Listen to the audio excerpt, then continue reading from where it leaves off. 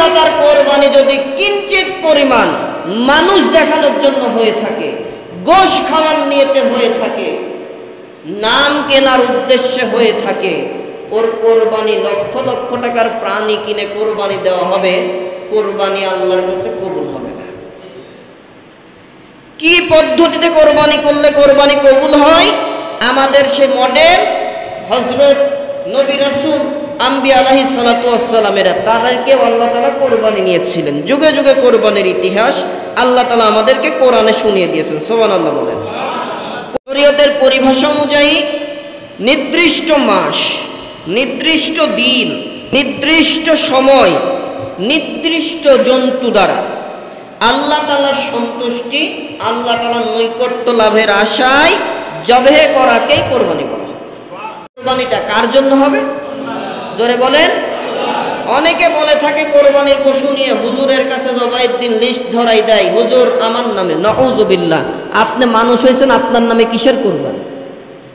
মানুষের পক্ষ থেকে আল্লাহর নামে কোরবানি হবে। কোরবানির নামটা কার? আল্লাহ। কিছু যদি না পারেন বিসমিল্লাহি আল্লাহু আকবার বলে জবাই করে দিবেন। তবে শর্ত আছে কোরবানির ক্ষেত্রে, অনেক সময় হুজুরেরা জবাইয়ের পরেও কিছু কাটাকাটি কষাই বা যারা গোশ বানায় তারা কিন্তু করে। একটা গরু জবাই করতে যদি 3 জন ছুরি ধরেন, 3 জনেই গলা কাটার সময় মিনিমাম বিসমিল্লাহি আল্লাহু আকবার শব্দ বলতে হবে, না হলে ওই পশু খাওয়া যাবে না, কোরবানিটা বাতিল হয়ে যাবে। কোরবানি দাতার যারা ভাগাতে কোরবানি দেন, 7 জনের ভাগার অনুমতি আছে। উটে, গরুতে, এইগুলাতে 7টা ভাগ নিতে পারে।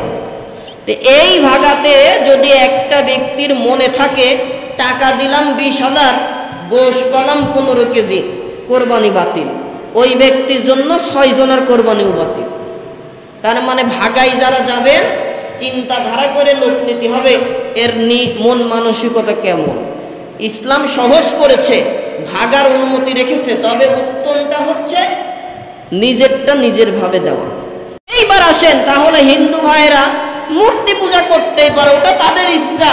আমি মুসলিম নামাজি ব্যক্তি, তাহাজ্জুদ গুজারি ব্যক্তি, আমি হাতে তসবিহ নিয়ে ঘোরা ব্যক্তি, আমি 5 ওয়াক্ত নামাজ পড়ে নিয়মিত তাহাজ্জুদ পড়ে আর কোরআন তেলাওয়াত না করে আমি কোনো কাজই শুরু করি না, আমি কেন মরে মরে বাপের মূর্তি তৈরি করি? লজ্জা থাকা উচিত। ওটা মুসলিম রূপে কাফের মুশরিক ছাড়া কিচ্ছু না।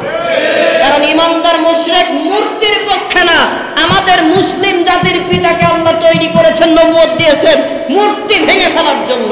আজকে ঘরে ঘরে মরে মরে মূর্তি, তার মানে তারা বোঝাতে চায় ওরা হিন্দু ভাইরা নামাজ না পড়ে হিন্দু ধর্মে থেকে মূর্তি পূজা করে, আমরা মুসলিমের লেবাস দিয়ে তাদের দালালিতে মরে মরে মূর্তি তৈরি করে পূজার ব্যবস্থা করি। যে কোনো উৎসবই হোক না কেন, ফুল দিতে গেলে মূর্তির কাছেই দেওয়া লাগে। এই জন্য আমরা মাঝে মধ্যে বলি যেই নেতার এই মূর্তিগুলা বেশি, যদিও বা ভালো কাজের জন্য আল্লাহ নাজাতের ফয়সালা করতো, এরা যে কাজ করছে নাজাত তো দেবেই না, উল্টা বলবে তুই কি রেখে আসলি দুনিয়াতে, তারা তোকে নিয়ে কেন এইসব পূজার আয়োজন করলো, আগে তার জবাব দে। সবগুলাকে জাহান্নামে চলে যেতে হবে। আল্লাহ কোরআনের কারিমে বলছেন নেতারা এত সহজে পার পাবে না। আসলো নেতা কোন সন্তানদের রেখে আসলো, তারা দুনিয়া থেকে তাদের নিয়ে আমি আল্লাহর আইনের উপর বাড়াবাড়ি শুরু করলো। যদি করে ওই নেতা যত ভালো হোক না কেন, নামাজি ব্যক্তি হলেও শুধুমাত্র আমার আইনের ওপরে চলার কারণে নেতাও যাবে জাহান্নামে, কর্মীদেরকেও দেওয়া হবে জাহান্নামে। তাহলে এই কাজে আমাদের কি থাকা যাবে ভাই? থাকা যাবে না। আদম আলাইহিস সালাতু ওয়াস সালাম তার সন্তানেরা দুনিয়াতে ভূমিষ্ঠ হলো। ইবলিস শয়তান সবসময় চেয়েছে আদমের জাতকে, মানুষের জাতকে জাহান্নামের দিকে নেবে। কারণ এই আদমের জন্যই ইবলিস শয়তান, নাম ছিল তার আজাজিল। নাম কি ছিল? আজাজিল। সম্মানিত ব্যক্তি, কেমন সম্মান? সূরা বাকারার 34 নম্বর আয়াতে কারিমার ভেতরে আল্লাহ তাআলা তাকে যখন অভিশাপ দিয়ে কাফের করে নিলেন, কাফের করে দিলেন, তখন আল্লাহ তাআলা বলছিলেন আগে, ও আজাজিল তুমি সহ আমার যত ফেরেশতা কুল আছে প্রত্যেকে আমার আদমকে তৈরি করলাম, একে সেজদা করো। ভালো করে শোনেন, আল্লাহ তাআলা আদমকে সেজদা করাইলো কাদের দিয়ে? ফেরেশতাদের দিয়ে। আর আমাদের সমাজের নেরা ফকির নামে নাপাক গোষ্ঠী এরা নতুন ফকিরতন্ত্র গ্রুপ তৈরি করেছে। এদের মত কি হিন্দু কি খ্রিস্টান কি বৌদ্ধ, মানুষ ধর্মই বড় ধর্ম। আমি কি একটু বেশি বললাম নাকি? ওদের কাছে হিন্দু মুসলিম কোনো ধর্ম নাই, ওদের কথা হচ্ছে মানব ধর্ম বড় ধর্ম। নাউজুবিল্লাহি মিন যালিক। অথচ ধর্ম আল্লাহ তাআলা নির্ধারণ করেছে, নাম কি তার? ইসলাম। এইবার এই নেরা ফকির গোষ্ঠী বলে আল্লাহ তাআলা আরশেতে আদমকে তৈরি করে ফেরেশতাদের দিয়ে সেজদা করালো, এই জন্যই তাজিমে সেজদা তো জায়েজ আছে। নাউজুবিল্লাহি মিন যালিক। মানে সেজদাকেও দুই ভাগ করলো, একটা কয় ডাইরেক্ট সেজদা, একটা তাজিমে সেজদা। ভন্ডা মোরা জায়গা এরা পায় না। সেজদা তো সেজদাই, কমন সেন্স নেওয়া দরকার। মানুষের মাথা আল্লাহ সোজা করেছেন একটা কারণে, এই মানুষকে আল্লাহ তাআলা পুত পবিত্র ফেরেশতাদের দিয়ে সেজদা করিয়েছেন, মানুষকে দিয়ে না। আদমকে সেজদা কাদের দিয়ে করাইছে? ফেরেশতাদের দিয়ে। কারণ হচ্ছে ওই টাইমে ফেরেশতা ছিল, যত সৃষ্টি ছিল প্রত্যেকে আদমকে সেজদা করার কারণ হচ্ছে আদম যত দুর্বলই হোক না কেন আল্লাহ তাআলার প্রিয় বান্দা, আল্লাহ তাআলার খলিফা, আল্লাহ তাআলার প্রতিনিধি, আল্লাহর দলের কর্মী। তারা দুনিয়াতে আল্লাহর দ্বীন প্রতিষ্ঠায় কাজ করবে। আর যত সৃষ্টি আছে, কি জিন জাতি কি ফেরেশতা জাতি, সকলের থেকে এই আদমের সম্মান বেশি হয়ে গেছে। এই শ্রেষ্ঠত্ব দেওয়ার কারণে আল্লাহ ফেরেশতাদের দিয়ে আদমকে সেজদা করালেন। রাসূলুল্লাহ আরো ক্লিয়ার করে দিলেন, ও আমার উম্মতেরা, মানুষ হয়ে মানুষকে কেন সেজদা দিবা? তোমরা কেন সেজদা দিবা? আল্লাহ যদি মানুষ হয়ে মানুষকে সেজদা দেওয়ার আইন দিত, আমি রাসূলুল্লাহ আগে শরিয়া জারি করে দিতাম, আমার উম্মতের ভেতর মেয়েরা যেন তার স্বামীকে সেজদা দেয়। সুবহানাল্লাহ বলেন। তার মানে এই কথা তারা কি বুঝাইলেন? সেজদা দেওয়ার অনুমতি আছে নাকি? কথা বলেন, আছে? নাই। আল্লাহ রসুল বললেন, আল্লাহ যদি অনুমতি দিত মানুষ হয়ে মানুষকে সেজদা করার, তাহলে কারা কাকে সেজদা করবে? মেয়েরা তার স্বামীকে সেজদা করবে, এই আইন নবী দিতেন। অতএব সেজদার আইন আল্লাহ দেয়নি মানুষকে, তামাম সৃষ্টি জগৎ এই মানুষকে সম্মান করবে, তাজিম করবে। প্রত্যেকের মাথা আল্লাহ নিচু করে দিয়েছে। জিন জাতি 2000-4000 বছর বয়স বাঁচতে পারে, তাদের থেকে এই দুর্বল 60-70-80 বছর মেয়াদের মানুষই বেশি সম্মানিত। অতএব প্রত্যেকেই আদমকে তাজিম করবে। আর আদম দুনিয়ার বুকে চলবে আল্লাহর প্রতি ঈমান নিয়ে, সময় মতো সেজদা করবে একমাত্র আল্লাহর কাছে, কোন মূর্তির কাছে না, দরগার কাছে না, 63 কোটি দেবতার কাছে না, মরে মরে বাপের মূর্তি তৈরি করে তার কাছে ফুল দিয়ে সেজদা করা যাবে। আজকে সেই সেজদা হয় কি হয় না ভাই? তাহলে এরা যে মুসলিম দাবি করে, এরা কি আসলে মুসলমান? এদের কাজে কি প্রমাণিত হয়? মুশরিক। এরা কি? মুশরিক। তার মানে ওর তাহাজ্জুদ দিয়েও নাজাত হবে না, কোরআন তেলাওয়াত দিয়েও নাজাত হবে না। ওই রকম বিশ্বাস আবু জাহেলও করত। বর্তমানে তাহেরি সাহেব আর আহমদুল্লাহ সাহেবের একটা বিতর্ক হচ্ছে। এটা একটা ডকেটস নিয়ে এরা কথা বলছে। আল্লাহর রসুল শুধু নয়, আদম থেকে শুরু করে মুহাম্মদুর রাসূলুল্লাহ পর্যন্ত 1 লক্ষের উপরে নবী ও রাসূল আসছে। প্রত্যেকেই নবী রাসূল একদম আলমে আরওয়াহ থেকে আল্লাহ নির্ধারণ করে দিয়েছে। কিন্তু দুনিয়ার বুকে নির্ধারিত সময়ের আলোকে ওই নবুয়তের ঘোষণা আল্লাহ দিয়েছেন একটা সময় মেনটেন করার পরে। দুনিয়াতে তো মানুষ হিসেবে তাকে পাঠানো হয়েছে। মানুষ যতদূর বিবেক বোধ চিন্তা চেতনা ইত্যাদি দরকার, নবুয়ত পাওয়ার জন্য যা যা দরকার, সেই সময় উপনীত হওয়ার পরে আল্লাহ নবুয়তের ঘোষণা দিয়েছেন। কিন্তু নবীরা কোথা থেকে নবী? যখন আল্লাহর রূহ জগৎ সৃষ্টি করেছেন তখন থেকেই নবীরা নবী, সাধারণ মানুষ সাধারণ মানুষ। এটা বিতর্কের বিষয় নয়। এটা বিতর্ক এমন অবস্থায় যে আলেমে কাদা সরাসরি করে, আর মুসলিম সাধারণ মানুষগুলা হিন্দু খ্রিস্টান বৌদ্ধ যত জাতি আছে ওরা হাতে তালি দেয়। আজকে মুসলিমদের ঐক্য হওয়া দরকার, আর এখানে এরা যত পারে মুসলিমদের ভেতর ফাটল করা নিয়ে ব্যস্ত আছে। সম্মানিত উপস্থিতি, এইগুলো থেকে আমাদের বেরিয়ে আসতে হবে। নবী রসুল যারা ছিলেন একদম সৃষ্টির সূচনা থেকেই তারা নবী বা রসুল হিসেবে আল্লাহ তাআলার মনোনীত। দুনিয়াতে জন্মগ্রহণ হওয়ার পরে নির্ধারিত সময় আল্লাহ যেটা চেয়েছেন সেই সময়ে তাদের নবুয়তের ঘোষণা দেওয়া হয়েছে। বিসমিল্লাহির রাহমানির রাহিম। রব্বি হাবলি মিনাস সালিহিন। فبشرناه بغلام حليم فلما بلغ معه السعي قال يا بني إني أرى في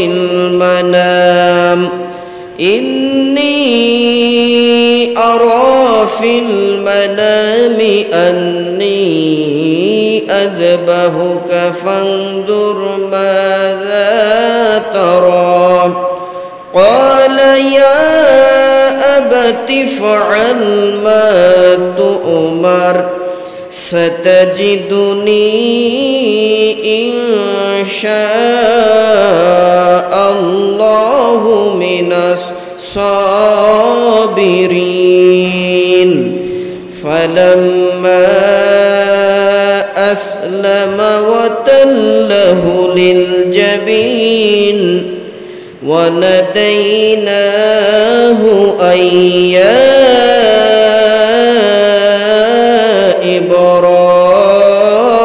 إبراهيم قد صدقت الرؤيا إنا كذلك نجزي المحسنين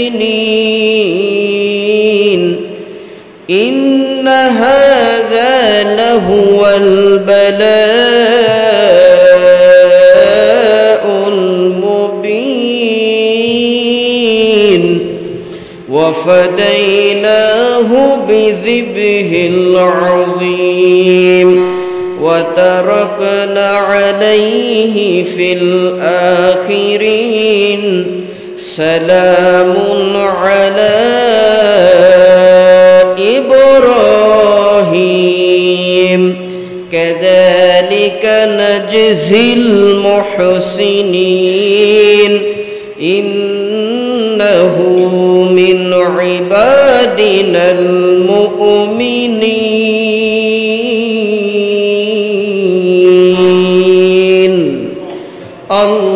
اللهم صل على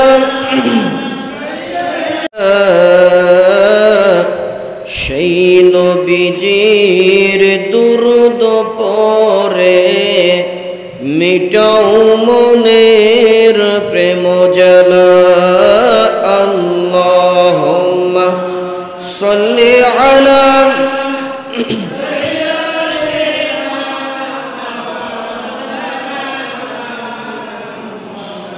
ওয়া আলা আলি সাইয়্যিদিনা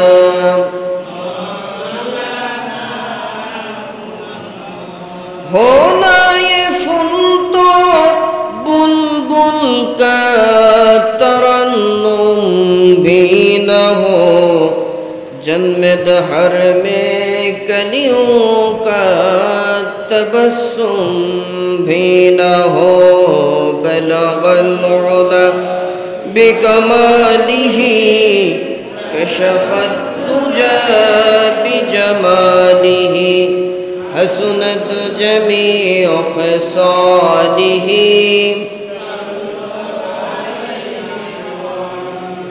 আলহামদুলিল্লাহ।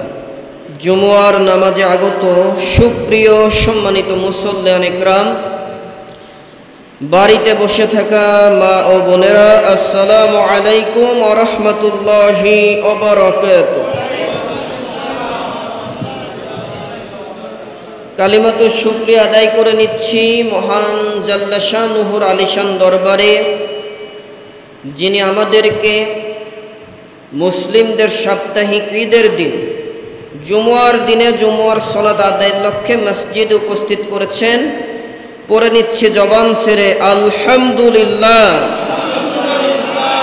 দরুদ ও সালাম বর্ষিত হোক বিশ্ব মানবতার মুক্তির দিশারি, সর্বকালের সর্বযুগের সর্বশ্রেষ্ঠ মহামানব, সর্বশ্রেষ্ঠ দার্শনিক নবী মুহাম্মদুর রাসূলুল্লাহ সাল্লাল্লাহু আলাইহি ওয়াসাল্লামের উপরে রূহের প্রশান্তি কামনা করছি।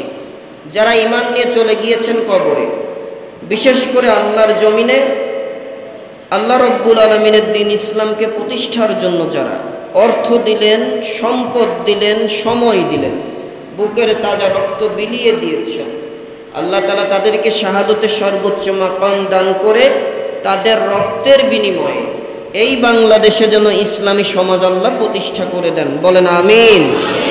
মাগফিরাত কামনা করি।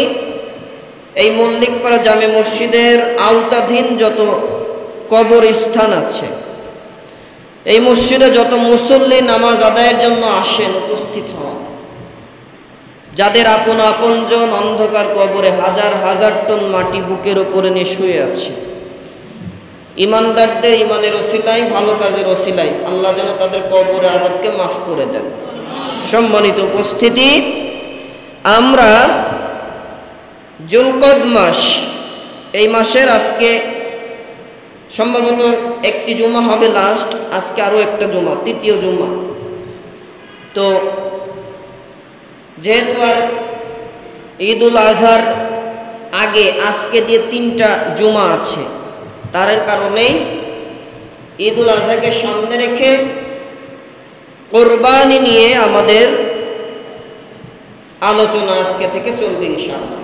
সেই লক্ষ্যেই কোরআনুল কারীমের সূরা আস-সাফফাতের আমি 100 থেকে 111 নম্বর আয়াতে কারিমা তেলাওয়াত করেছি। এই নিয়ে আমরা কথা বলবো আজকে, যতটুকু হয় বাদ বাকি আগামী সপ্তাহে ইনশাআল্লাহ।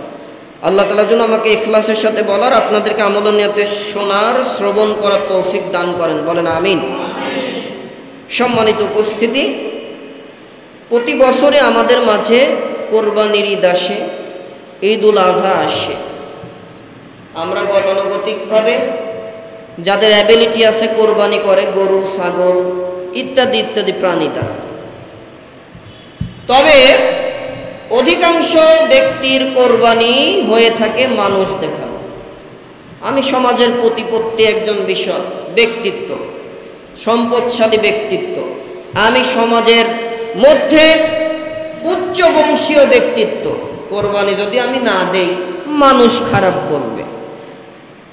ওই যে আমি এর আগে বলছিলাম যে নামাজ অনেকে পড়ে মানুষ দেখানোর জন্য, কি ব্যাপার তুমি মেয়ে বিয়ে দিলে এখনো নামাজই পড়ছো না, বিষয়টা কি? এরকম আছে না অনেকে। তো এই নামাজ যেমন কবুল হয় না, কোরবানি দাতার কোরবানি যদি কিঞ্চিত পরিমাণ মানুষ দেখানোর জন্য হয়ে থাকে, গোশ খাওয়ার নিয়তে হয়ে থাকে, নাম কেনার উদ্দেশ্যে হয়ে থাকে, ওর কোরবানি লক্ষ লক্ষ টাকার প্রাণী কিনে কোরবানি দেওয়া হবে, কোরবানি আল্লাহর কাছে কবুল হবে না। কি পদ্ধতিতে কোরবানি করলে কোরবানি কবুল হয়? আমাদের সে মডেল হযরত নবী রাসূল আম্বিয়া আলাইহিস সালাতু ওয়াস সালামেরা, তাদেরকে আল্লাহ তাআলা কোরবানি নিয়েছিলেন। যুগে যুগে কোরবানির ইতিহাস আল্লাহ তাআলা আমাদেরকে কোরআনে শুনিয়ে দিয়েছেন, সুবহানাল্লাহ বলেন। কোরবানির প্রথাটা আমাদের আদি পিতা নাম কি? জি, হযরত আদম আলাইহিস সালাম, যাকে আবুল বাশার বলা হয়, মানব জাতির পিতা। এই আদম আলাইহিস সালামের সন্তানদের থেকে আল্লাহ তাআলা কোরবানির পরীক্ষা নেওয়া শুরু করেছে। মুসলিম জাতির পিতা নাম কি? হযরত ইব্রাহিম খলিলুল্লাহ আলাইহিস সালাতু ওয়াস সালাম। তার যেই কোরবানি দেওয়ার ইতিহাসটা আল্লাহ তাআলা কিয়ামত পর্যন্ত মডেল করে রাখলেন, এবং তার দেওয়া কোরবানি, পশু কোরবানি সুন্নতে ইব্রাহিম, এটা আল্লাহ তাআলা উম্মতে মুহাম্মাদের জন্য ওয়াজিব করে দিলেন, সুবহানাল্লাহ। সেই নিয়ে আমরা কথা বলবো ইনশাআল্লাহ। কোরবানি এটি আরবি শব্দ কুরবুন ধাতু থেকে এসেছে। কুরবুন এর অর্থ হচ্ছে নৈকট্য লাভ করা, নিকটতর, কাছাকাছি আসা। শরীয়তের পরিভাষায় কোরবানি বলা হয় মনে রাখবেন, বুঝতে হবে ভাই, আলোচনাগুলো মনোযোগ দিয়ে শুনবেন। কোরবানি কাকে বলে? ইসলামী শরীয়তের পরিভাষা অনুযায়ী নির্দিষ্ট মাস, নির্দিষ্ট দিন, নির্দিষ্ট সময়, নির্দিষ্ট জন্তু দ্বারা আল্লাহ তাআলার সন্তুষ্টি, আল্লাহ তাআলার নৈকট্য লাভের আশায় জবেহ করাকেই কোরবানি বলা হয়। তাহলে কোরবানির সংজ্ঞাটা কি? নির্দিষ্ট মাস আছে, নির্দিষ্ট দিন সমূহ আছে, নির্দিষ্ট সময় আছে, আর নির্ধারিত পশু আছে। এই পশু বাদে অন্য কোনো পশু দিয়ে, মনে করেন এখনকার সমাজে একটা রাজহাঁসের ওজনও প্রায় ৬-৭ কেজিও হয়ে যায়, কোরবানি হবে নাকি ওর দিয়ে? তার মানে নির্ধারিত পশু নির্ধারণ করে দিয়েছেন কে? এইগুলা দিয়ে এই পশুগুলো জবাই করার নামটাই হচ্ছে কোরবানি। আর এই কোরবানিকে কোরবানি এই জন্যই বলা হয়, কোরবানিকে কোরবানি বলা হয় এই জন্যই, এর দ্বারা আল্লাহ তাআলার নৈকট্য লাভ করা যায়। সুবহানাল্লাহ। তার মানে কোরবানির অর্থটা হচ্ছে ত্যাগ করা। কি করা ভাই? ত্যাগ করা। ঈদুল আযহা, এই ঈদের আনন্দটাই হচ্ছে ত্যাগের আনন্দ, ত্যাগের মহিমায় উদ্ভাসিত হয়ে যেতে হবে। তার মানে আপনি কতটুকু ত্যাগ করতে পারেন আল্লাহ তাআলাকে সন্তুষ্টির জন্য, এটা আল্লাহ দেখতে চান। আপনি 50 লাখ টাকা না 1 কোটি টাকার গরু বা উট বা দুম্বা বা খাসি, কত বড় বাজারের কত দামি আর কত মানান জিনিস দিয়ে কোরবানি করলেন, আল্লাহ তাআলা কিন্তু এটা দেখবেন। আল্লাহ দেখবে কি? তাকওয়া। এই জন্য রাসূল বললেন, আত-তাকওয়া হাহুনা। ও বান্দারা, উম্মতেরা, মনে রাখবা তাকওয়া মানে আল্লাহ ভীতি। এটা কোথায় থাকে জানো? প্রত্যেকের অন্তরের বিষয়। এই অন্তরটা কি চাই? আল্লাহকে খুশি করার জন্যই কি কাজ করে, মানুষ দেখানোর জন্য কাজ করে? এটা কিন্তু তোমারটা তুমি নিজেই বুঝতে পারবে। সম্মানিত উপস্থিতি, তাহলে কোরবানিটা কার জন্য হবে? জোরে বলেন। অনেকে বলে থাকে কোরবানির পশু নিয়ে হুজুরের কাছে জবাইয়ের দিন লিস্ট ধরাই দেয়, হুজুর আমার নামে। নাউযুবিল্লাহ। আপনি মানুষ হয়েছেন, আপনার নামে কিসের কোরবানি? মানুষের পক্ষ থেকে আল্লাহর নামে কোরবানি। কোরবানির নামটা কার? আল্লাহ। কিছু যদি না পারেন, বিসমিল্লাহি আল্লাহু আকবার বলে জবাই করে দিবেন। তবে শর্ত আছে কোরবানির ক্ষেত্রে। অনেক সময় হুজুরেরা জবাইয়ের পরেও কিছু কাটাকাটি, কষাই বা যারা গোশ বানায় তারা কিন্তু করে। একটা গরু জবাই করতে যদি 3 জন ছুরি ধরেন, 3 জনেই গলা কাটার সময় মিনিমাম বিসমিল্লাহি আল্লাহু আকবার শব্দ বলতে হবে, না হলে ওই পশু খাওয়া যাবে না, কোরবানিটা বাতিল হয়ে যাবে। এরপরে কোরবানি দাতার যারা ভাগাতে কোরবানি দেন, 7 জনের ভাগার অনুমতি আছে। উটে, গরুতে, এইগুলাতে 7টা ভাগ নিতে পারে।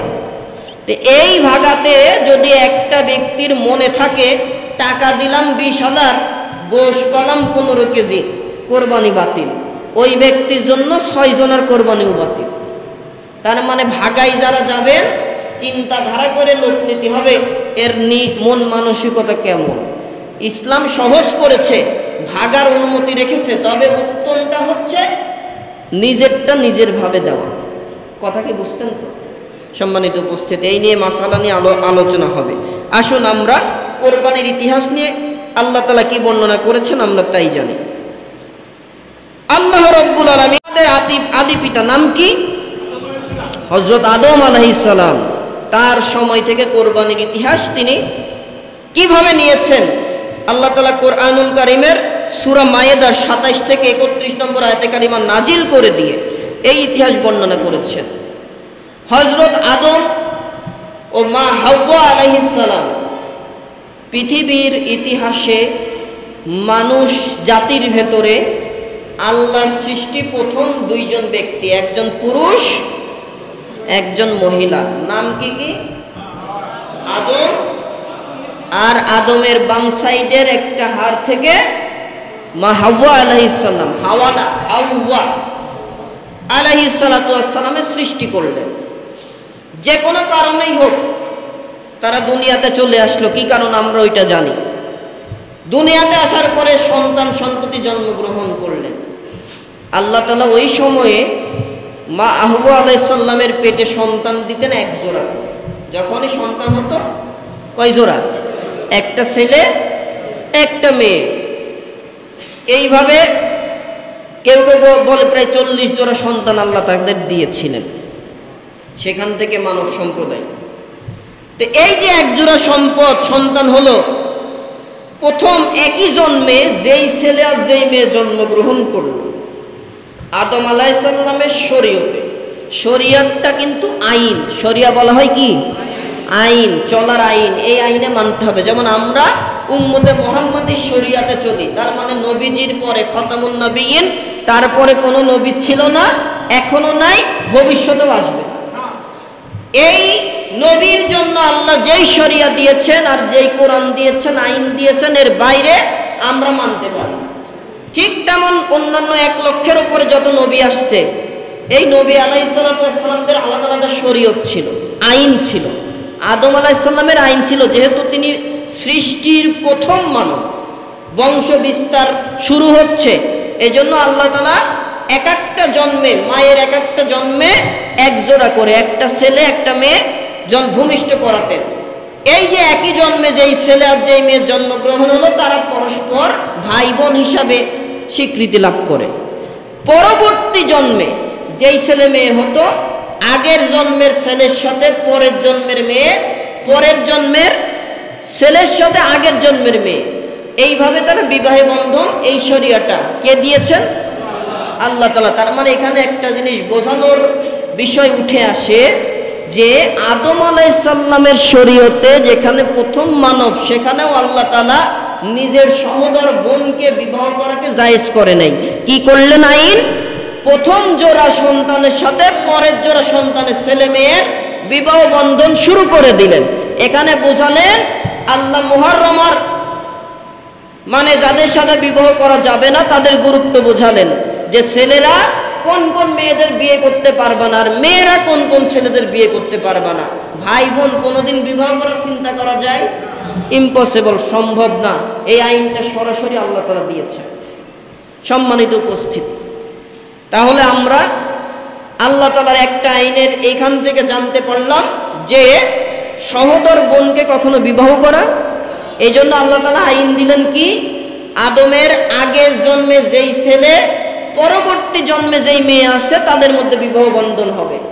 আর আগের জন্মের যেই মেয়ে, পরবর্তী জন্মের যেই ছেলে আছে, তার সাথে বিবাহ হবে।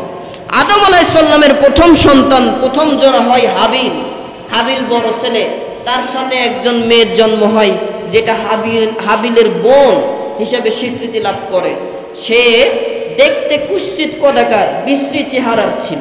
তাফসীরের বর্ণনা, সূরা মায়েদার ভেতরে আল্লাহ তাআলা সব বর্ণনা দিয়েছেন। দ্বিতীয় সন্তান প্রসবের সময় কাবিল নামে সন্তান জন্মগ্রহণ হলো, তার সাথে আর একটা মেয়ে জন্মগ্রহণ করলেন। তিনি হলেন অত্যন্ত রমণী, সুন্দরী, দেখলেই মন ভরে যায়, এত সুন্দর মেয়ে জন্মগ্রহণ হয়ে গেল। ইবলিস শয়তান আদমকে যেমন ওয়াসওয়াসা দিয়ে জান্নাত থেকে বের করে দিলেন, ও তো আল্লাহ তাআলার কাছে কমিটমেন্ট করা, কিয়ামত পর্যন্ত আল্লাহ তোমার বান্দাদেরকে আমি তোমার পথে থাকতে দিব না, যে কোনো ভাবেই হোক না কেন তাকে গাফেল করবই। আল্লাহ তাআলা তো বললেন, তোকে পাওয়ার দিলাম ঠিকই, কিন্তু আমার ইমানি বান্দাবান্দি যারা হবে, তারা যদি একটিবার তওবা করে ফেলে, তোর যত গুনাহ আছে আমি আল্লাহ সব মাফ করে দেব। তার মানে আল্লাহ তাআলা ওই বান্দাবান্দির প্রতি খুশি হন যারা গুনাহ করে, অন্যায় করে, বুঝতে পারে, আল্লাহ তাআলার কাছে ক্ষমা চাই, ফিরে আসে। আল্লাহ তাআলা বড়ই খুশি হয়ে যান এবং তিনি বলেন, উদউনি আস্তাজিব লাকুম, বান্দা তোমরা আমি আল্লাহকে ডাকতে থাকো, ডাকলেই তোমাদের ডাকে সাড়া দেব। আর একটু জোরে আল্লাহ রাব্বুল আলামিন কোরআনুল কারিমে বললেন, আমার দিকে আমার যে বান্দা বান্দি এক পা আগাবে, আমার রহমত তার দিকে 10 কদম এগিয়েছে। অথচ আজকে আমরা কপাল পোড়া জাতি, সেই আল্লাহর কাছে 2টা হাত তুলে ভিক্ষুকের বেশে চাইতে পারি না, চাই খাজা বাবার কাছে। কয় খাজা বাবা শাফায়েতের মালিক, নাউযুবিল্লাহি মিন যালিক।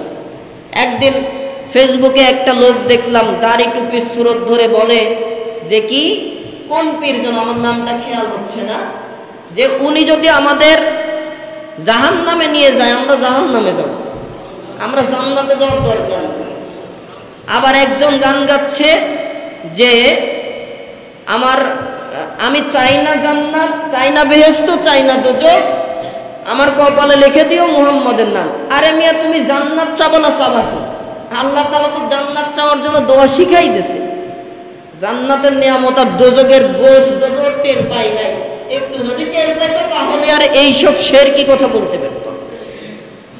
আল্লাহ তাআলা বলেন, বান্দা বান্দি তোমাদের মাফ করার জন্য আমি আল্লাহ অপেক্ষায় থাকি, সুযোগে থাকি। কখন তোমরা একটু আমি আল্লাহর দিকে ফিরে আসবা? তোমরা আমি আল্লাহর কাছে চাও না, আমার সৃষ্টি দুর্বল মাখলুকের কাছে চাও। কেউ চাই বট গাছের কাছে, কেউ চাই মানুষ হয়ে মানুষের কাছে। এমনও পীর আছে ইসলাম সম্পর্কে মৌলিক জ্ঞানই নাই, নামাজ কয় ওয়াক্ত জানে না, ওযুর ফরজ জানে না, গোসলের ফরজ জানে না, তারা ইসলাম ধর্মের সংজ্ঞা জানে না, তারা হয় পীর। তাদের কাছে যে মুসলিমরা নিজের ভালো মন্দ চাই, চাকরি চাই, সন্তান চাই, বট গাছের কাছে চাই, নিজেই মূর্তি তৈরি করে। কমন সেন্সের এতটাই অভাব, যেই জিনিস নিজে তৈরি করলো, যেই জিনিস একটা হাতুড়িতে বাড়ি মারলে ভেঙে চলে যায়, সেটা তার ইলাহ, সেটা তার রব হয় কি করে? এটা বুঝাও এরা বোঝে না, সবগুলা মুশরিকের গোষ্ঠী। আর এর পক্ষে কোনো ইমানদার মুমিন থাকতে পারে না। সম্মানিত উপস্থিতি, রাগ করছেন নাকি কোথায়? মরে মরে আজকে প্রতিমা। আমরা তো দেখি হিন্দুরা, তাদের কি মত আছে আমি জানি না, যদিও তাদের মতে যদি মূর্তি পূজক তারা জায়েজ করে, এটা যদি তাদের জন্য জায়েজ হতে পারে, কারণ তাদের নাজাতের ফায়সালা ইসলাম দেয়নি। নট অনলি হিন্দু, ইসলাম মুসলমান বাদে কোন ধর্মের ব্যক্তির জন্য জান্নাতের ফায়সালা হবে না আল্লাহর কোরআন কেন? কথা কি বুঝলেন তো? তার মানে আল্লাহ জান্নাত পেতে গেলে পাবে কারা? মুসলমানেরা। এই জন্য আল্লাহ বললেন কি, ইয়া আইয়ুহাল্লাযীনা আমানু তাকুল্লাহা হাক্কা তুকাতিহি ওয়া লা তামুতুন্না ইল্লা ওয়া আনতুম মুসলিমুন। হে ঈমানদারগণ, যারা ঈমান এনেছো আমি আল্লাহর প্রতি, যারা বিশ্বাস রাখো, আমি আল্লাহর কাছে জান্নাতের আশা করো, মনে রাখো দুনিয়াতে যতদিন বেঁচে থাকবা আমি আল্লাহকে ভয় করো, হাক্কা তুকাতিহি, ভয় করার মতো ভয় করো, ওয়ালা তামুতুন্না ইল্লা ওয়া আনতুম মুসলিমুন। মৃত্যু কিন্তু তোমার হবে নির্ধারিত সময়ে, মৃত্যুর আগেই মুসলমান না হয়ে কিন্তু মরো না। কার কথা? তার মানে এখান থেকে বোঝা যায়, এই কথা থেকে আল্লাহ তাআলা মুসলিম না হওয়া ছাড়া জান্নাত পাওয়া যাবে না। অতএব ইসলাম বাদ দিয়ে হিন্দু হোক, খ্রিস্টান হোক, বৌদ্ধ হোক, শিখ হোক, নিজের ধর্ম তৈরি করা হোক না কেন, চলতে পারে। দুনিয়াতে স্বাধীনতা আল্লাহ তাআলা দিয়েছে, মৃত্যুর পরে তার জন্য নাজাতের ফায়সালা হবে না, এই আইনটা কার? তার মানে ইসলাম মুসলিম ছাড়া জান্নাত পাওয়া যাবে কি? এইবার আসেন, তাহলে হিন্দু ভাইরা মূর্তি পূজা করতেই পারে, ওটা তাদের ইচ্ছা। আমি মুসলিম নামাজি ব্যক্তি, তাহাজ্জুদ গুজারি ব্যক্তি, আমি হাতে তসবিহ নিয়ে ঘোরা ব্যক্তি, আমি 5 ওয়াক্ত নামাজ পড়ে নিয়মিত তাহাজ্জুদ পড়ে আর কোরআন তেলাওয়াত না করে আমি কোনো কাজই শুরু করি না, আমি কেন মরে মরে বাপের মূর্তি তৈরি করি? লজ্জা থাকা উচিত। ওটা মুসলিম রূপে কাফের মুশরিক ছাড়া কিচ্ছু না। কারণ ইমানদার মুশরিক মূর্তির পক্ষে না। আমাদের মুসলিম জাতির পিতাকে আল্লাহ তৈরি করেছেন, নবুয়ত দিয়েছেন মূর্তি ভেঙে ফেলার জন্য। আজকে ঘরে ঘরে মরে মরে মূর্তি, তার মানে তারা বোঝাতে চায় ওরা হিন্দু ভাইরা নামাজ না পড়ে হিন্দু ধর্মে থেকে মূর্তি পূজা করে, আমরা মুসলিমের লেবাস দিয়ে তাদের দালালিতে মরে মরে মূর্তি তৈরি করে পূজার ব্যবস্থা করে। যে কোনো উৎসবই হোক না কেন, ফুল দিতে গেলে মূর্তির কাছেই দেওয়া লাগে। এই জন্য আমরা মাঝে মধ্যে বলি, যেই নেতার এই মূর্তিগুলা বেশি, যদিও বা ভালো কাজের জন্য আল্লাহ নাজাতের ফায়সালা করতো, এরা যে কাজ করছে নাজাত তো দেবেই না, উল্টা বলবে তুই কি রেখে আসলি দুনিয়াতে, তারা তোকে নিয়ে কেন এইসব পূজার আয়োজন করলো, আগে তার জবাব দে। সবগুলোকে জাহান্নামে চলে যেতে হবে। আল্লাহ কোরআনের কারিমে বলছেন নেতারা এত সহজে পার পাবে না। আসলো নেতা কোন সন্তানদের রেখে আসলো, তারা দুনিয়া থেকে তাদের নিয়ে আমি আল্লাহর আইনের উপর বাড়াবাড়ি শুরু করলো। যদি করে ওই নেতা যত ভালো হোক না কেন, নামাজি ব্যক্তি হলেও শুধুমাত্র আমার আইনের ওপরে চলার কারণে নেতাও যাবে জাহান্নামে, কর্মীদেরকেও দেওয়া হবে জাহান্নামে। তাহলে এই কাজে আমাদের কি থাকা যাবে ভাই? থাকা যাবে না। আদম আলাইহিস সালাতু ওয়াস সালাম তার সন্তানেরা দুনিয়াতে ভূমিষ্ঠ হলো। ইবলিস শয়তান সবসময় চেয়েছে আদমের জাতকে, মানুষের জাতকে জাহান্নামের দিকে নেবে। কারণ এই আদমের জন্যই ইবলিস শয়তান, নাম ছিল তার আজাজিল। নাম কি ছিল? আজাজিল। সম্মানিত ব্যক্তি, কেমন সম্মান! সূরা বাকারার 34 নম্বর আয়াতে কারিমার ভেতরে আল্লাহ তাআলা তাকে যখন অভিশাপ দিয়ে কাফের করে নিলেন, কাফের করে দিলেন, তখন আল্লাহ তাআলা বলছিলেন আগে, ও আজাজিল তুমি সহ আমার যত ফেরেশতা কুল আছে প্রত্যেকে আমার আদমকে তৈরি করলাম, একে সেজদা করো। ভালো করে শোনেন, আল্লাহ তাআলা আদমকে সেজদা করাইলো কাদের দিয়ে? ফেরেশতাদের দিয়ে। আর আমাদের সমাজের নেরা ফকির নামে নাপাক গোষ্ঠী এরা নতুন ফকিরতন্ত্র গ্রুপ তৈরি করেছে। এদের মত কি হিন্দু, কি খ্রিস্টান, কি বৌদ্ধ, মানুষ ধর্মই বড় ধর্ম। আমি কি একটু বেশি বললাম নাকি? ওদের কাছে হিন্দু মুসলিম কোনো ধর্ম নাই, ওদের কথা হচ্ছে মানব ধর্ম বড় ধর্ম। নাউজুবিল্লাহি মিন যালিক। অথচ ধর্ম আল্লাহ তাআলা নির্ধারণ করেছে, নাম কি তার? ইসলাম। এইবার এই নেরা ফকির গোষ্ঠী বলে আল্লাহ তাআলা আরশেতে আদমকে তৈরি করে ফেরেশতাদের দিয়ে সেজদা করালো, এই জন্যই তাজিমে সেজদা তো জায়েজ আছে। নাউজুবিল্লাহি মিন যালিক। মানে সেজদাকেও দুই ভাগ করলো, একটা কয় ডাইরেক্ট সেজদা, একটা তাজিমে সেজদা। ভন্ডা মোরা জায়গা এরা পায় না। সেজদা তো সেজদাই, কমন সেন্স নেওয়া দরকার। মানুষের মাথা আল্লাহ সোজা করেছেন একটা কারণে, এই মানুষকে আল্লাহ তাআলা পুত পবিত্র ফেরেশতাদের দিয়ে সেজদা করিয়েছেন, মানুষকে দিয়ে না। আদমকে সেজদা কাদের দিয়ে করাইছে? ফেরেশতাদের দিয়ে। কারণ হচ্ছে ওই টাইমে ফেরেশতা ছিল, যত সৃষ্টি ছিল প্রত্যেকে আদমকে সেজদা করার কারণ হচ্ছে আদম যত দুর্বলই হোক না কেন, আল্লাহ তাআলার প্রিয় বান্দা, আল্লাহ তাআলার খলিফা, আল্লাহ তাআলার প্রতিনিধি, আল্লাহর দলের কর্মী। তারা দুনিয়াতে আল্লাহর দিন প্রতিষ্ঠায় কাজ করবে। আর যত সৃষ্টি আছে, কি জিন জাতি, কি ফেরেশতা জাতি, সকলের থেকে এই আদমের সম্মান বেশি হয়ে গেছে। এই শ্রেষ্ঠত্ব দেওয়ার কারণে আল্লাহ ফেরেশতাদের দিয়ে আদমকে সেজদা করালেন। রাসূলুল্লাহ আরো ক্লিয়ার করে দিলেন, ও আমার উম্মতেরা, মানুষ হয়ে মানুষকে কেন সেজদা দিবা? তোমরা কেন সেজদা দিবা? আল্লাহ যদি মানুষ হয়ে মানুষকে সেজদা দেওয়ার আইন দিত, আমি রাসূলুল্লাহ আগে শরিয়া জারি করে দিতাম, আমার উম্মতের ভেতরে মেয়েরা যেন তার স্বামীকে সেজদা দেয়। সুবহানাল্লাহ বলেন। তার মানে এই কথা তারা কি বুঝাইলেন? সেজদা দেওয়ার অনুমতি আছে নাকি? কথা বলেন, আছে? নাই। আল্লাহ রাসূল বললেন, আল্লাহ যদি অনুমতি দিত মানুষ হয়ে মানুষকে সেজদা করার, তাহলে কারা কাকে সেজদা করবে? মেয়েরা তার স্বামীকে সেজদা করবে, এই আইন নবী দিতেন। অতএব সেজদার আইন আল্লাহ দেয়নি মানুষকে, তামাম সৃষ্টি জগৎ এই মানুষকে সম্মান করবে, তাজিম করবে। প্রত্যেকের মাথা আল্লাহ নিচু করে দিয়েছে। জিন জাতি 2000-4000 বছর বয়স বাঁচতে পারে, তাদের থেকে এই দুর্বল 60-70-80 বছর মেয়াদের মানুষই বেশি সম্মানিত। অতএব প্রত্যেকেই আদমকে তাজিম করবে।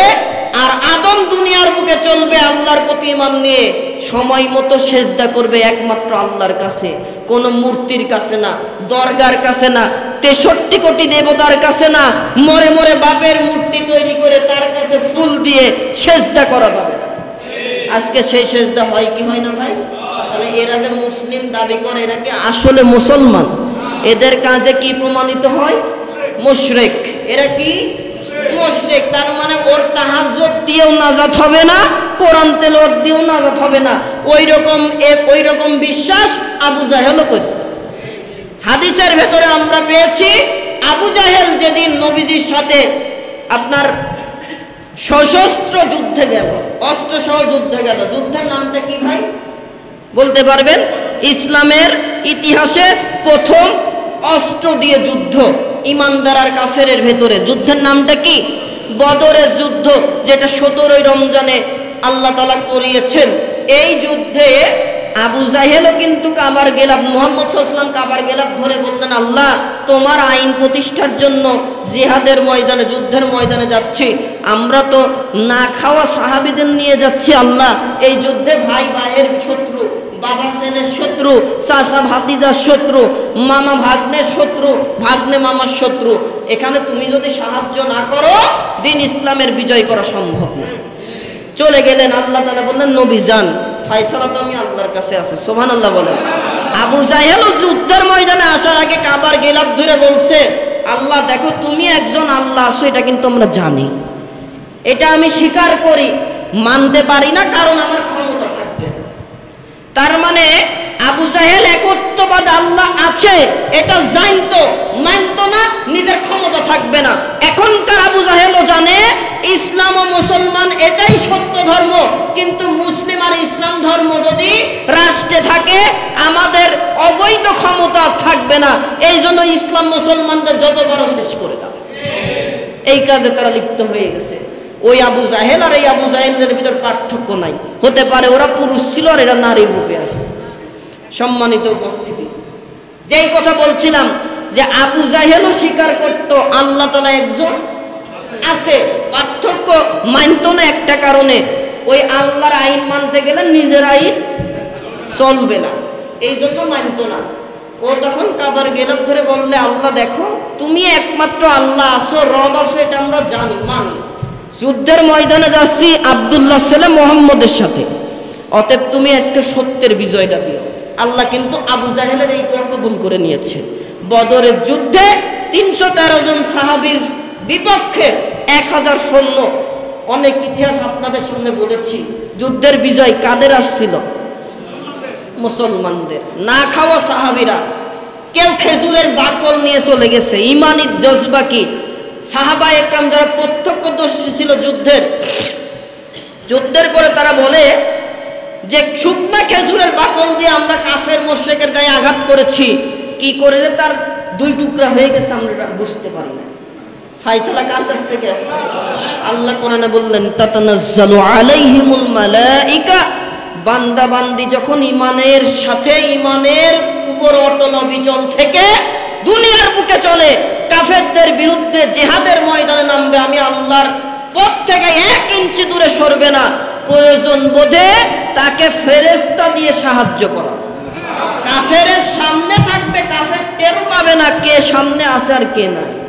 যার প্রমাণ মুহাম্মদুর রাসূলুল্লাহ হিজরত করে চলে যাচ্ছে মক্কা থেকে মদিনা, কাফেরদের পেছনে গেল না সামনে দিয়ে গেল?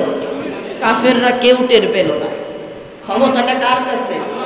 এটা কিন্তু নবীর জন্য না, আল্লাহ তাআলা নবীকে ওয়াদা করেছেন, ইয়া রাসূলুল্লাহ আপনি দুনিয়ার থেকে চলে আসবেন কবরের জগতে, কিন্তু কিয়ামত পর্যন্ত আপনার যত উম্মতেরা থাকবে তাদের দায়িত্ব আমি আল্লাহ নিজে নিয়ে নিলাম। সুবহানাল্লাহ। আল্লাহ যদি আমাদের অভিভাবক হয়ে যায় কোনো টেনশন আছে? তাহলে আল্লাহ আমার অভিভাবক, অভিভাবকের আইনগুলো আমার মানা দরকার আছে না নাই? এইবার আসেন, ইবলিস শয়তান যুগে যুগেই আদমকেও ভুল ধোঁকা দিয়ে জান্নাত থেকে দুনিয়ায় নামিয়েছে, আদমের ছেলেদের পেছনেও লেগেছে। তার চ্যালেঞ্জ, এই আদমের জাতকে, মানুষের জাতকে কোথায় যেতে দেবে না? জান্নাতে যেতে দেবে না। হাবিল ও কাবিল 2 ভাই, ইসলামী শরিয়াতে হাবিলের বিবাহ হবে কাবিলের সাথে, যেই বোনের জন্ম হয়েছে তার সাথে। কাবিলের বিবাহ হবে কার সাথে? হাবিলের যেই বোন তার সাথে। কিন্তু হাবিলের বোন দেখতে কেমন? বিশ্রী চেহারা। কাবিলের ভেতরে শয়তানের ওয়াসওয়াসা চলে গেছে, শয়তানের রন্ধ্রে রন্ধ্রে প্রবেশ করেছে, ওর মধ্যে ওয়াসওয়াসা দিচ্ছে, কিরে তোর সাথে যেই বোন জন্মগ্রহণ করলো সেই তো রমণী সুন্দরী, তুই কেন হাবিলের কুৎসিত কোদাকার বোনকে বিবাহ করবি? অথচ এই বিবাহ করার আইনটা কার? আল্লাহর। কাবিল এটার বিরুদ্ধে লোকমা তুলল, বলে আমি মানতে পারবো না, আমি বিবাহ এটা করবো না। আদমকে বললেন, বাবা আমি আপনার বড় ছেলে, তার যেই বোন তার সাথে আমি বিয়ে করতে পারবো না। কি করবা? আমার সাথে যেই বোনের জন্ম হয়েছে আমি তাকেই বিয়ে করবো। নাউজুবিল্লাহ বলেন। আদম আলাইহিস সালাম তিনি নবী, তিনি কোনোদিন কি আল্লাহর আইনের বাইরে কোনো কাজ করবে? মানবে? আমরা করতে পারি, কিন্তু নবী আলাইহিস সালাম করেনি। কারণ নবীরা সব সময় নবুয়ত পেয়েছেন, আল্লাহ হয়তো নির্ধারিত সময়ে তাদের নবুয়তের স্বীকৃতি দিয়েছে। এই যে বর্তমানে তাহেরি সাহেব আর আহমদুল্লাহ সাহেবের একটা বিতর্ক হচ্ছে, এটা একটা ডকেস নিয়ে এরা কথা বলছে। আল্লাহর রসুল শুধু নয়, আদম থেকে শুরু করে মুহাম্মদুর রাসূলুল্লাহ পর্যন্ত 1 লক্ষের উপরে নবী ও রাসূল আসছে। প্রত্যেকেই নবী রাসূল একদম আলমে আরওয়া থেকে আল্লাহ নির্ধারণ করে দিয়েছে। কিন্তু দুনিয়ার বুকে নির্ধারিত সময়ের আলোকে ওই নবুয়তের ঘোষণা আল্লাহ দিয়েছেন একটা সময় মেনটেন করার পরে। দুনিয়াতে তো মানুষ হিসেবে তাকে পাঠানো হয়েছে। মানুষ যতদূর বিবেক বোধ চিন্তা চেতনা ইত্যাদি দরকার, নবুয়ত পাওয়ার জন্য যা যা দরকার, সেই সময় উপনীত হওয়ার পরে আল্লাহ নবুয়তের ঘোষণা দিয়েছেন। কিন্তু নবীরা কোথা থেকে নবী? যখন আল্লাহর রূহ জগৎ সৃষ্টি করেছেন তখন থেকেই নবীরা নবী, সাধারণ মানুষ সাধারণ মানুষ। এটা বিতর্কের বিষয় নয়। এটা বিতর্ক এমন অবস্থায় যে আলেমে আলেমে কাদা ছোড়াছুরি করে, আর মুসলিম সাধারণ মানুষগুলা হিন্দু খ্রিস্টান বৌদ্ধ যত জাতি আছে ওরা হাতে তালি দেয়। আজকে মুসলিমদের ঐক্য হওয়া দরকার, আর এখানে এরা যত পারে মুসলিমদের ভেতর ফাটল করা নিয়ে ব্যস্ত আছে। সম্মানিত উপস্থিতি, এইগুলো থেকে আমাদের বেরিয়ে আসতে হবে। নবী রসুল যারা ছিলেন একদম সৃষ্টির সূচনা থেকেই তারা নবী বা রসুল হিসেবে আল্লাহ তাআলার মনোনীত। দুনিয়াতে জন্মগ্রহণ হওয়ার পরে নির্ধারিত সময় আল্লাহ যেটা চেয়েছেন সেই সময়ে তাদের নবুয়তের ঘোষণা দেওয়া হয়েছে। আদম আলাইহিস সালাম নবী, তিনি কোনো দিন তো আর আল্লাহর আইনের বাইরে যাবে না। তিনি বললেন, বাবারা এটা ইসলাম, আমার শরিয়া এখানে আল্লাহ দিয়েছে, অতএব বিবাহের যেই আইন আল্লাহ দিয়েছে এই আইনের বাইরে কিন্তু আমরা চলতে পারবো না। তাহলে একটা কাজ করো। কি কাজ করতে পারো? তোমরা যেই বিশেষ জীবিকা হিসাবে উপার্জন করো, ও হাবিল কাবিল, তোমরা যেটা জীবিকা হিসাবে উপার্জন করো যেই সম্পদ, সেই সম্পদটাকে তোমরা কোরবানি করো। আদম আলাইহিস সালামের শরীয়তে কোরবানির বিধান ছিল যে নিজের যেই জিনিসটা কোরবানি দিবে একটা ফাঁকা উঁচা জায়গায়, পাহাড়ের উঁচা জায়গায় নিয়ে ওই জিনিস রাখবে। আসমান থেকে বিদ্যুৎ চমকিয়ে বিদ্যুৎ শিখাটা, অগ্নিশিখাটা যেই বস্তুটাকে যদি পুড়িয়ে ছারখার করে দেয় তাহলে বুঝতে হবে আল্লাহ কোরবানি কবুল করে নিয়েছে। সুবহানাল্লাহ বলেন। আদম আলাইহিস সালামের 2 ছেলে আইনটা মেনে নিল। হাবিল কাবিল, ঠিক আছে বাবা আমরা কোরবানি করতে প্রস্তুত। শুরু হয়ে গেল যে কোরবানির ইতিহাস। কোরবানি দেওয়ার মূল আপনার কি ধারাবাহিকতা আল্লাহ শুরু করলেন হাবিল কাবিল থেকে। কোরবানির জন্য তাফসীরের ভেতরে বর্ণনা, হাবিল তিনি উপার্জন করতে হচ্ছে শস্য উৎপাদন করত, কৃষক ছিলেন। আর কাবিল ছিল রাখাল, গরু ছাগল ইত্যাদি এইগুলা পালন করত। হাবিল তার শস্য সম্পদ থেকে উন্নত মানের সম্পদটা কোরবানি কবুল হওয়ার জন্য যেখানে বিদ্যুৎ চমকাবে একটু উঁচু জায়গা, নির্ধারিত জায়গা আছে, ওইখানে নিয়ে যে রাখলো। কাবিল তার পশুর পাল থেকে, গৃহপালিত পশুর পাল থেকে ভালো জিনিসগুলা বাছাই করে হাবিলের কোরবানির পাশেই আরেক জায়গায় রেখে দিয়ে চলে আসলো। পরের দিন তারা যেয়ে দেখে যে আল্লাহ তাআলা আসমান থেকে যে বিদ্যুৎ চমকিয়ে যেই জিনিসটা ধ্বংস করেছে, তার মানে কার কোরবানি কবুল হয়েছে। আদম আলাইহিস সালাম বললেন, তোমরা যে বিতর্ক করছো বিবাহ নিয়ে, আল্লাহ যার কোরবানি কবুল করবে তার সাথেই আমার সুন্দরী মেয়েটাকে বিবাহ দেবে। আল্লাহ তাআলা যেই আইন দেয় সেই আইন কি আর দ্বিতীয়বার উল্টাই নাকি? আল্লাহর আইন এইটাই মানতে হবে, পক্ষে যাক আর বিপক্ষে যাক।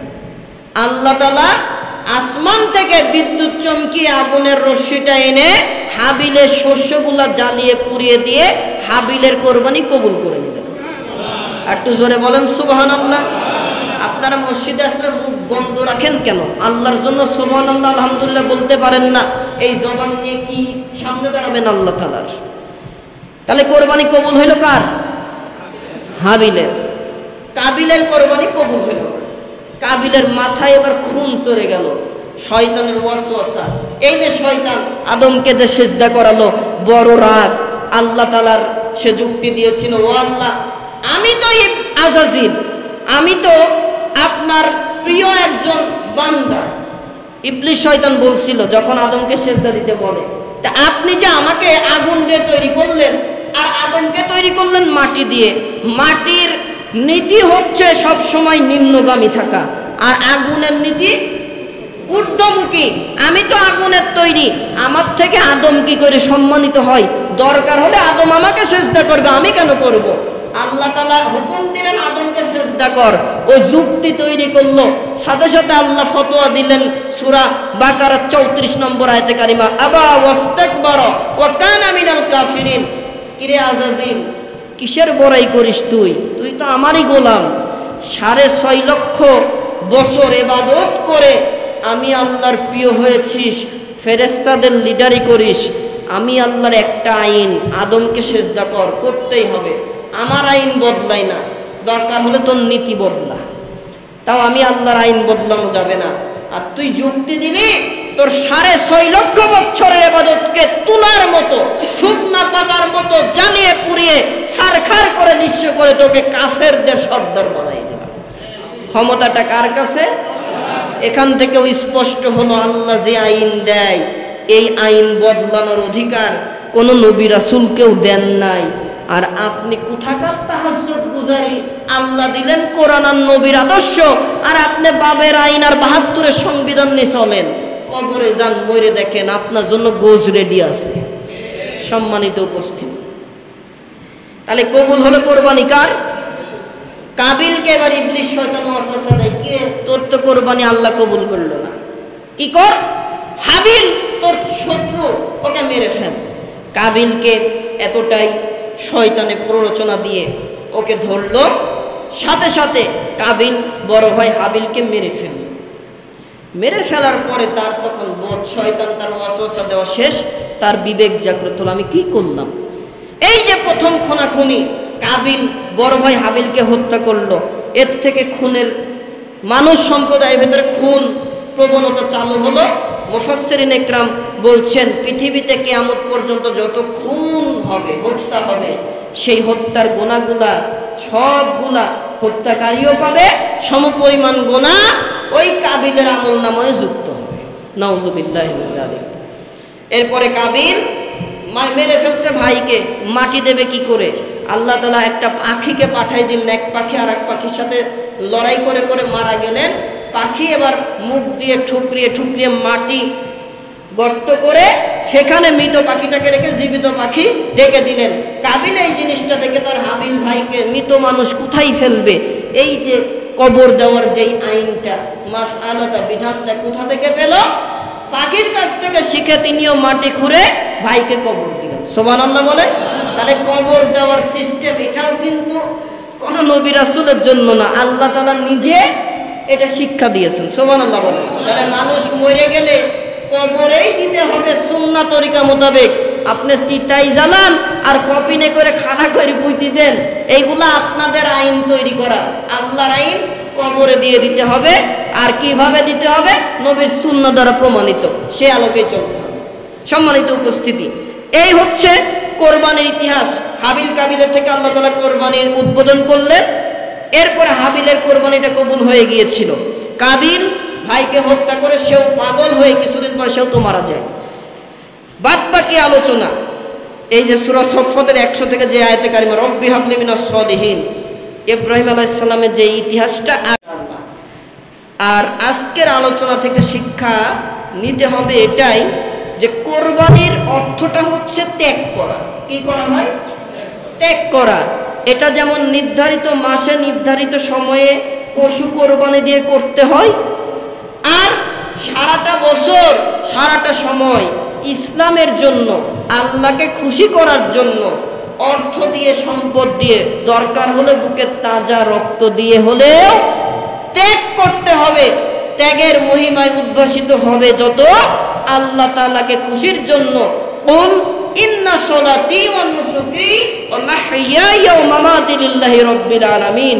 যাদের স্লোগান থাকে আমার নামাজ, আমার কুরবানি, আমার জীবন, আমার মৃত্যু লিল্লাহি রাব্বিল আলামিন, একমাত্র আল্লাহর জন্য, তারা কোনোদিন আল্লাহর আইনের বাইরে চলতে পারে না।